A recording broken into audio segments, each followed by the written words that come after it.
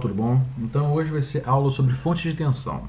Essa aula eu vou dividir futuramente, né? Na verdade, futuramente não, vou estar dividindo agora em duas partes.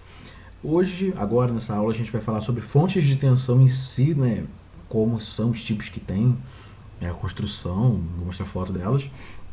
E, na próxima aula, né, a gente vai mostrar a associação de fontes, que na verdade é o assunto que assim, nos interessa mais, mas essa aula fica mais como uma curiosidade, né? Hoje não vai ter cálculo, não vai ter nada disso. Vai ser uma parte teórica sobre fontes, os tipos de pilha que tem, enfim, coisa do tipo. Vamos lá. Então, quais são os tipos de fontes de tensão que a gente tem? A gente tem as baterias, e as pilhas estão aqui dentro, né, essas pilhas alcalinas que a gente usa, porque na verdade uma pilha ela é uma associação de baterias, né? Então, que é uma associação de células, né? Aqui a gente tem os geradores, a gente vai falar de geradores de corrente contínua só, e fonte de alimentação. Vamos lá? Que é, por exemplo, o carregador do celular. Bom, vamos lá. Dentro de baterias a gente vai ver esses três tipos, né? Que é a célula primária, secundária e a célula solar. O Bola Estética, o livro que eu uso, ele enquadra isso aqui meio que dentro de bateria, mas na verdade não é bateria. Ele, de certo modo, é um gerador, né? Só que aqui a gente vai ver separadamente, tá certo? Vamos começar. Bom, células primárias. Qual é a característica principal de uma célula primária? Ela não é recarregável. E quem são as células primárias? São as baterias alcalinas, por exemplo, né? A bateria que a gente usa no controle da televisão. Tá? É um bom exemplo. Aqui a gente pode ver, né? A gente não vou entrar nesse detalhe, mas aqui a gente tem a construção dela. E aqui a gente tem alguns modelos, né? Aqui é uma bateria de lítio, tá? Aquela que a gente usa, por exemplo, em lanterna, em coisas desse tipo, né? São as baterias menorzinhas, bateria de lítio. E aqui as pilhas, baterias mas que a gente conta por aí. Coisas interessantes sobre ela. Esse nome AAA, AA, C, D, isso é em relação ao tamanho dela, a construção física dela. Você vê que a que tem 3 A's, ela é menor do que tem 2, e a célula C, ela é maior, ela é mais robusta, ela é mais gordinha, né? A gente pode ver aqui o tamanho dela. Aqui é outra pequenininha. E o que muda de uma para outra? A tensão delas é a mesma, 1.5. O que muda é a corrente de dreno, ou seja, a capacidade dela de fornecer corrente de acordo com a solicitação da carga. Então, quanto maior for essa corrente, mais encorpada a célula vai ser, a bateria vai ser.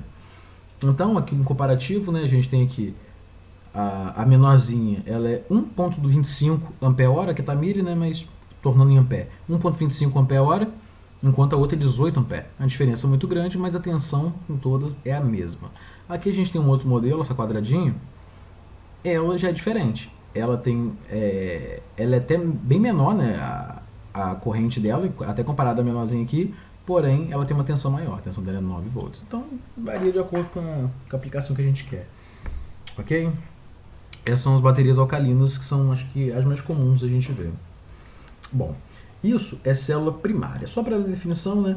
A popular bateria alcalina primária possui um anodo positivo, de zinco pulverizado, e um eletrolito de hidróxido de potássio, que é o metal alcalino, e um cátodo de carbono de dióxido de manganês. Ou seja, ela tem dois metais, um para fazer o positivo, um para fazer o negativo, e esses metais eles estão em meio a um eletrolito.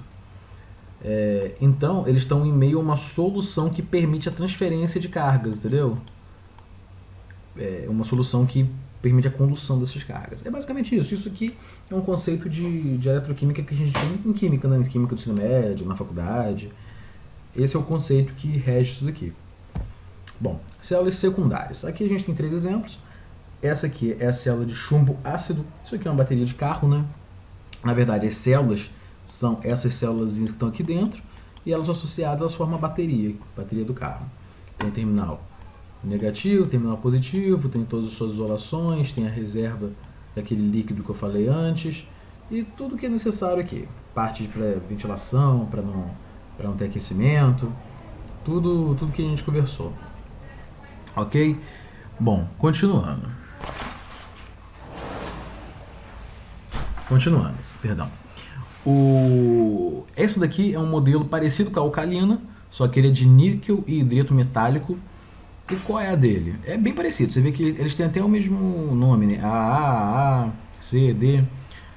O lance deles é que elas são recarregáveis. Essas células são muito usadas, por exemplo, por músicos. O cara que toca sua guitarra, seu baixo. A guitarra nem tanto, a guitarra não costumo usar isso, mas enfim. Violão, instrumentos que tem um circuito ativo ali. Pra guitarra até pode ter pra alguma pedaleira, alguma coisa assim, né? Eles não vão ficar trocando de bateria toda hora que acaba. Na verdade, eu, por exemplo, eu toco baixo, eu tenho duas baterias, né? Duas baterias. Quando uma acaba, eu uso a outra. E enquanto eu estou usando a outra, essa aqui vai carregando. E aí, quando essa acaba, eu já tenho outra carregada. E eu sempre vou ter uma carregada e nunca vou precisar comprar outra. Bom, nunca entre aspas, né? A bateria tem sua vida útil, mas assim, eu não vou ter que comprar outra só porque acabou a bateria, certo? Outras aplicações dela, geralmente usado às vezes em televisão, em teclados, em flashes de fotógrafo, né? Equipamento de flash, em barbeador. Alguns exemplos de onde a gente pode usar isso daqui. Mas o que? Bom, esse outro modelo aqui é uma bateria de computador. Ela é feita de íon de lítio. É um modelo lítio, né? Íon de lítio. É o modelo que tem sido mais estudado atualmente. Por exemplo, é baseado nessa tecnologia que a Tesla ela desenvolve os seus carros elétricos, né? Que são uma tendência para o futuro. Então, o modelo está sendo mais estudado porque ela compacta uma quantidade de energia grande, né? Maior que as outras, em um espaço menor. Então, é legal. Mas o que? Então tem essa pesquisa aqui que está voltada para aprimorar isso daqui. Elas, a nível de carro, elas são caras ainda, mas para computador, para esses outros eventos menores, elas não são tão caras. Então elas não têm um preço assim absurdo. Depende muito do que você quer fazer. O problema dela é que a vida útil dela não é muito grande. Não é tão grande assim quanto a gente gostaria, por exemplo, para um carro.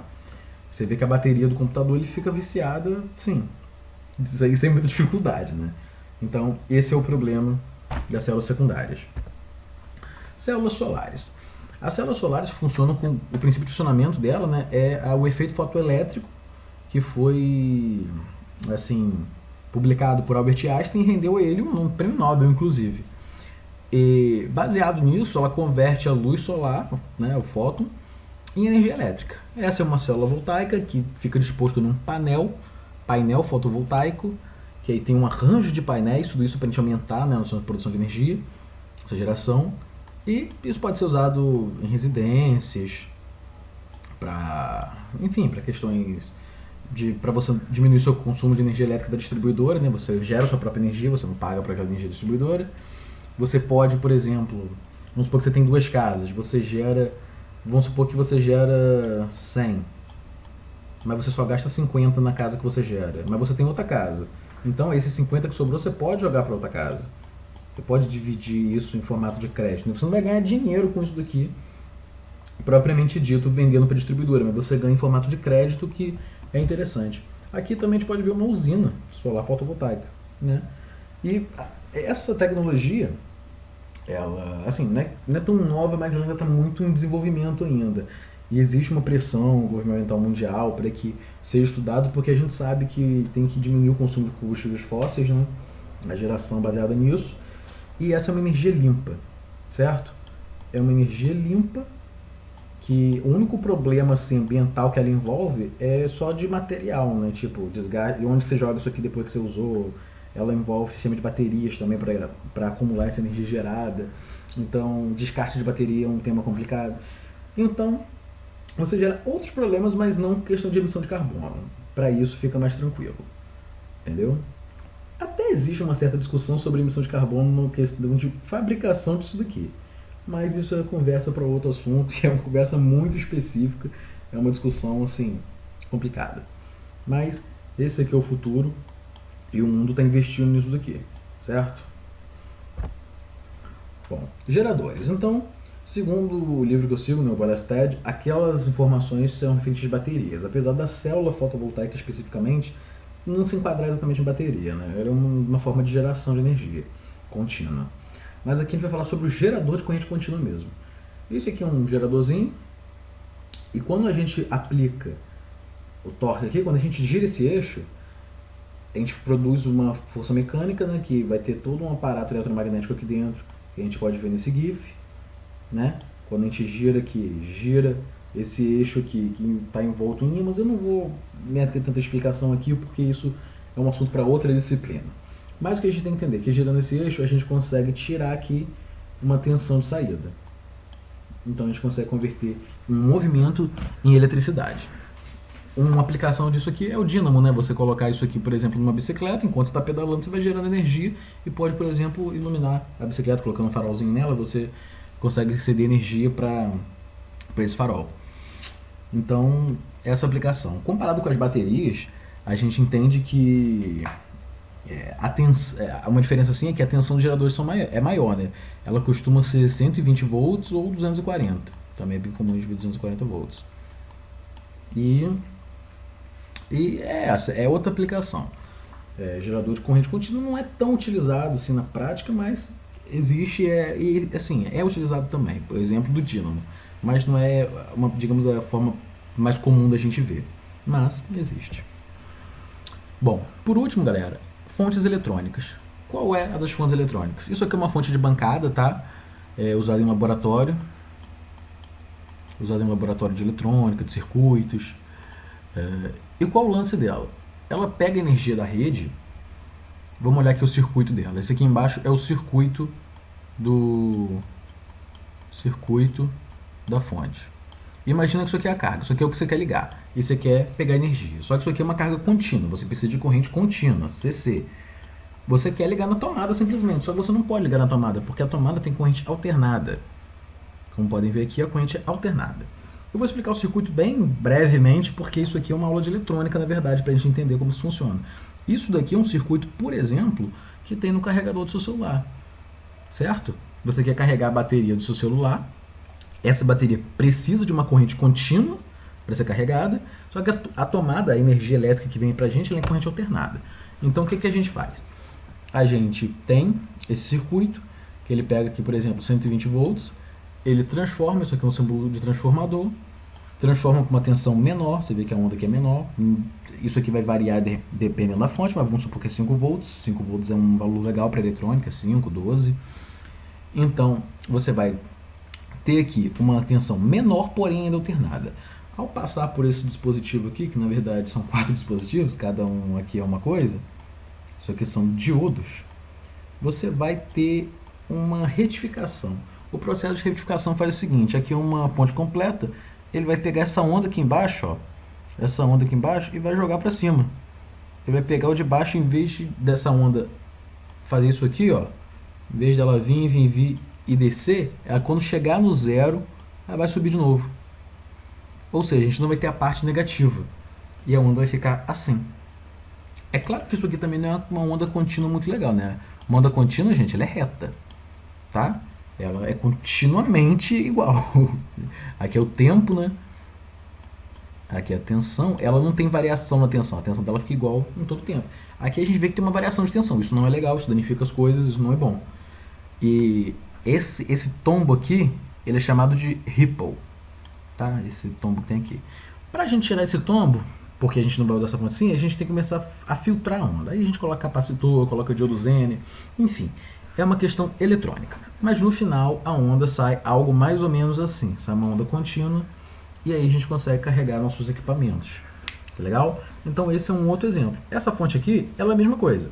Esse é o procedimento básico dela. A diferença é que ela tem esses knobs aqui, que eles são de regulação. Tá? Então a gente consegue regular a corrente. Porque em laboratório às vezes você quer 10 volts, mas às vezes você quer 1, às vezes você quer 5, às vezes você quer 12. Então você varia. Aqui não, aqui vai ser a mesma tensão de saída sempre. Aqui a gente vai ter uma variação, então ela tem um circuito mais robusto para conseguir variar essa tensão. E a corrente também. Tá ok? Bom, vamos seguir.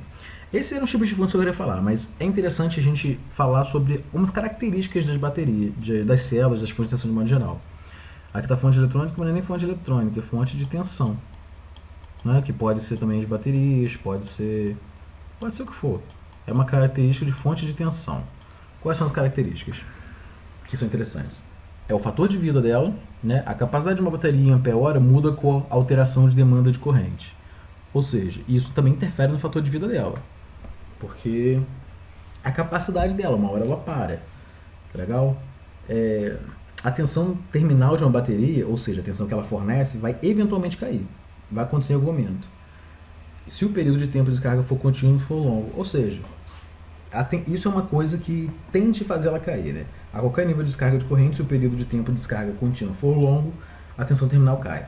Porém, mesmo que o período seja curto, com o tempo ela vai caindo, e aí isso vai depender de qual tipo de bateria, de qual tipo de célula a gente está falando, para determinar como isso acontece. Mas com o tempo ela vai se deteriorar. Isso é uma característica física dela. Bom, a temperatura interfere, ok? A especificação de ampere-hora de uma bateria diminui de nível estabelecido para a temperatura ambiente muito fria ou muito quente. Ou seja, temperatura, porque a temperatura ela interfere na resistência, então ela vai interferir em gasto também de energia térmica. Você está num lugar mais quente, pode danificar algum componente porque ela vai estar liberando calor também. Então temperatura, basicamente tudo na engenharia elétrica, a temperatura interfere. E a especificação ampere-hora. A especificação ampere-hora que eu falei, que na verdade é aquela corrente de dreno que eu disse, indica o quanto tempo a bateria de tensão fixa, né, tipo 1.5, será capaz de fornecer uma corrente em particular. Certo? Ou seja, é uma especificação dela. E essa é a corrente, esse é o cálculo que a gente pode fazer, a explicação ampere-hora pela corrente que já saiu dela, que foi drenada. Tá certo? Bom, esse foi um resumão de fontes de tensão, e na próxima aula a gente vai ver cálculos disso, associação em série e paralelo de fontes. Tá ok? Espero que tenham gostado. Qualquer coisa, comentem. E é isso aí. Obrigado. Tchau, tchau.